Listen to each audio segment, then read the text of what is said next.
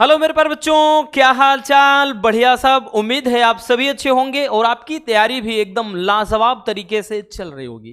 प्यारे बच्चों, आज के इस वीडियो में हम बायोलॉजी में संपूर्ण किताब से कुछ महत्वपूर्ण चित्र को देखने वाले हैं। और भाई देखिए, अगर हम बात कर ले तो हर एक पेपर सेट में एक क्वेश्चन मतलब ऐसा होगा जो बोल देगा कि नामांकित चित्र बनाइए। केवल चित्र बना के ऐसे नाम लिख देना है, वो भी भैया मिनिमम 2 नंबर में, नहीं तो 3 नंबर में। और बाकी आपका 5 नंबर वाले क्वेश्चन में एक सचित्र वर्णन आता है, तो यूं समझना 2 नंबर वहां से। तो हर एक पेपर में मिनिमम अगर हम बात कर ले तो भैया 3 नंबर के, मैक्सिमम बच्चों 5 नंबर के क्वेश्चन तो आपके फिगर वाले ही होंगे। मेहनत ज्यादा नहीं करना, बस आपके यहां से कुछ 8 से 10 चित्र हैं जो आपको देखने हैं। तो चलिए देख लेते हैं कि बायोलॉजी में कौन कौन से इंपॉर्टेंट डायग्राम हैं जो आपको समझना है भैया। ठीक है ना, चलिए बच्चों देख लेते हैं। तो पहला है भैया, पहले नंबर पे है कि आम के अनुदैर्ध्य काट का नामांकित चित्र। देखिए, जो मोस्ट इंपॉर्टेंट है हम बताएंगे, बाकी जो काम चलाऊ है वो भी है, लेकिन यह है कि हाँ पूछे जाते हैं, इतना याद रखना। लेकिन इसमें 3 से 4 आज ऐसे फिगर बताएंगे जो हर साल 3-3, 4-4 पेपर में पूछे जाते हैं। ठीक है, चलिए। तो पहला तो आम के अनुदैर्ध्य काट का चित्र, जैसा कि आपको ये दिख रहा है भैया। तो आम का अनुदैर्ध्य काट का ये चित्र है। ठीक है, कि किस तरह से भाई काटने के बाद स्ट्रक्चर दिखाई पड़ते हैं। ठीक, बहुत ज्यादा डिफिकल्ट नहीं है, और हमने सिंपल से सिंपल वाला फिगर भी रखा है ताकि आपको दिक्कत ना हो। स्क्रीनशॉट करते चलिए। हो गया ना, चलिए आगे चलते हैं भैया। अब दूसरा, यहीं से शुरुआत होती है। ठीक, तो ये आपका मोस्ट इंपॉर्टेंट है, ये वाला फिगर बच्चों मोस्ट इंपॉर्टेंट है। ठीक है, कि क्या है, बीजांड का भैया नामांकित चित्र। तो बीजांड का ये नामांकित चित्र है, किस तरह से दिखाई पड़ता है, जिसमें बीजांड का अध्यावरण, प्रतिमुखी कोशिकाएं, भ्रूण कोश सब एकदम क्लियर दिख रहा है। ठीक, इसीलिए बोल रहे हैं ना कि हम आसान से आसान वाला फिगर यहां पर रखे, नहीं तो बहुत तरीके के फिगर होते हैं, ये एकदम आसान वाले रखे हैं, याद रखना भाई। बहुत ज्यादा मेहनत करने के बाद ये सारे फिगर हमने इकट्ठा किए हैं, और हिंदी वर्ड में है तो भैया इसलिए और भी ज्यादा आसान है आपके लिए। ठीक है, तो ये काफी ज्यादा पूछा जाता है बीजांड की स्ट्रक्चर। बीजांड का तो ऐसे सचित्र वर्णन बोल देता है भैया पूरा स्ट्रक्चर का, नहीं तो नामांकित चित्र बोलेगा तो आपको ये पूछा जाएगा। यहाँ पे सन वगैरह में मत जाना, क्योंकि बहुत पुराने पुराने भाई यहाँ बुक से फिगर उठाए हैं। ठीक है, बाकी आते हैं, आप 24 का भी पेपर उठाओगे ना किसी में मिलेगा आपको। ठीक, स्क्रीनशॉट कर लीजिए।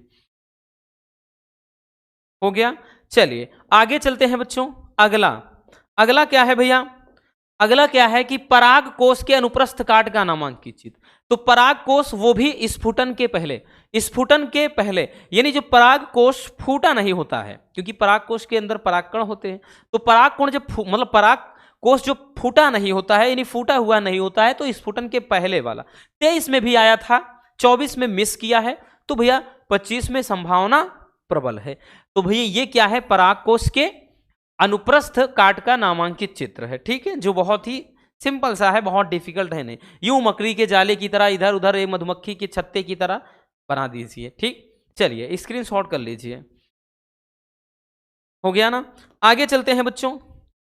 अगला मानव अंडाणु का नामांकित चित्र। तो भैया ये वाला तो इंपॉर्टेंट है, मोस्ट इंपॉर्टेंट, याद रखना, ये वाला आपका मोस्ट इंपॉर्टेंट है। ठीक, कि मानव अंडाणु की स्ट्रक्चर आप देख सकते हैं 23 में आया है, 24 में मिस किया है, तो 25 में संभावना प्रबल है। ठीक है, मानव अंडाणु की स्ट्रक्चर, जिसमें भैया आपको देख सकते हैं कितना सिंपल सा है। बाकी आप देखेंगे ना, सर्च भी मारेंगे तो आपके सामने बहुत डिफिकल्ट यानी इधर उधर के आएंगे, दिमाग एकदम जल्दी आ जाएगा। ठीक, लेकिन यहां पर हम आसान वाले रखे हैं, याद रखना। ठीक है, तो चलिए इसको जल्दी से स्क्रीनशॉट कर लीजिए। हो गया ना, चलिए अगला देखते हैं बच्चों, 5वां, नर जनन तंत्र का नामांकित चित्र। तो भैया इसी के बारे में बात कर रहे हैं बबुआ, ये मोस्ट इंपॉर्टेंट छोड़िए, वेरी वेरी इंपॉर्टेंट है। अगर आप भाई 23 का पेपर उठाओगे ना, तो यहां पे सन 23 अकेले नहीं, ये 3-3, 4-4 पेपर में पूछा था। नामांकित चित्र बोल देगा तो 2 से 3 नंबर में, बाकी तो आपका 5 नंबर में तो श्योर है कि नर जनन तंत्र का सचित्र वर्णन कीजिए, नहीं तो मादा जनन तंत्र का सचित्र वर्णन कीजिए। तो भैया 2 नंबर आपके फिगर के मिलते हैं, 3 नंबर लिखने के। तो नामांकित चित्र में भी पूछ सकता है, ठीक, आपको दिख रहा है। और यहां पे आसान वाला इसका भी हमने एक फिगर रखा है जिसमें सारी चीजें एकदम क्या है, स्पष्ट रूप से दिखाई पड़ रही हैं और सिंपल तरीके से, मतलब एक सिंपल सा फिगर है, याद रखना कोई भी बना सकता है, एक बार बस देख लेना बस, ठीक है। तो ये बहुत ही ज्यादा इंपॉर्टेंट है आपके बोर्ड एग्जाम के नजरिए से, स्क्रीनशॉट कर लीजिए।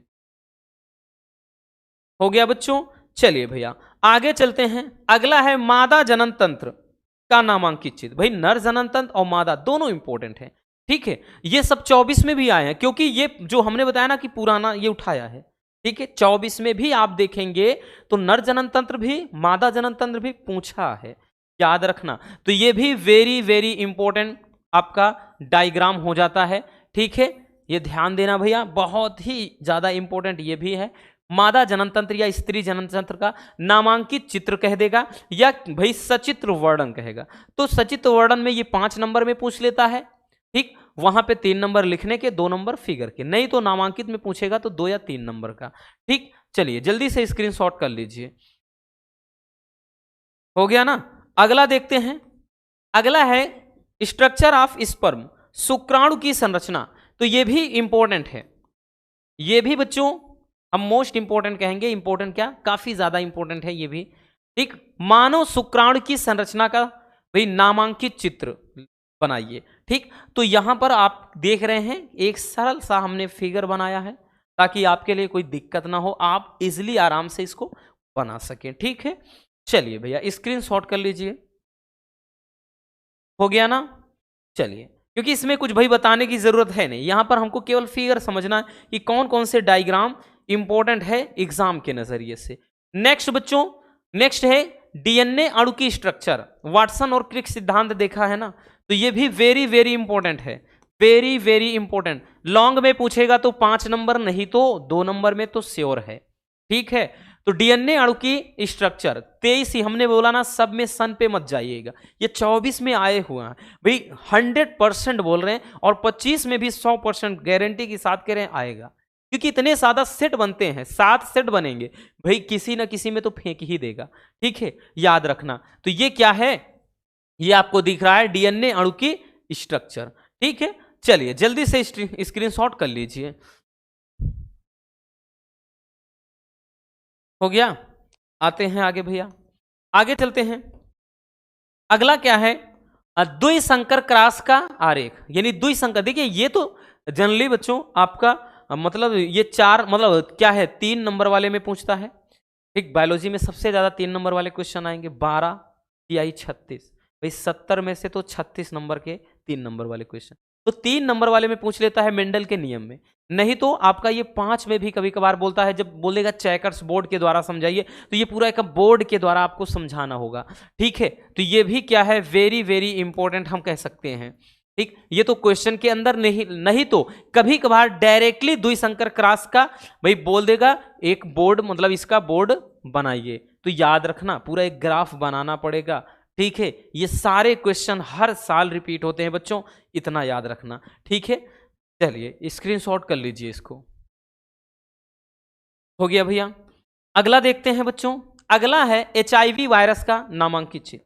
ये तो हम मोस्ट इंपॉर्टेंट नहीं कह सकते, लेकिन इंपॉर्टेंट है, क्योंकि HIV जो एड्स होता है, एड्स के जब बोलेगा भैया कारक, लक्षण, बचाव के उपाय, तो उसमें आपको ये फिगर बनाना होता है। जब नाम मतलब सचित्र वर्णन बोलेगा, तो ये सचित्र वर्णन कहेगा तब आपको ये बनाना है, नहीं तो क्या है, नहीं बनाना है, ठीक। बाकी आपका HIV वायरस का बोल देगा कि HIV वायरस का क्या है भैया, नामांकित चित्र बनाओ, तब आपको बना देना है इस तरह से, ठीक है। नहीं तो सचित्र वर्णन में आएगा तब भी काम दे जाएगा। इसीलिए बोल रहे हैं कि फिगर वाले भाई आपको निराश नहीं करेंगे, नंबर देकर जाएंगे, ठीक है। चलिए स्क्रीनशॉट कर लीजिए।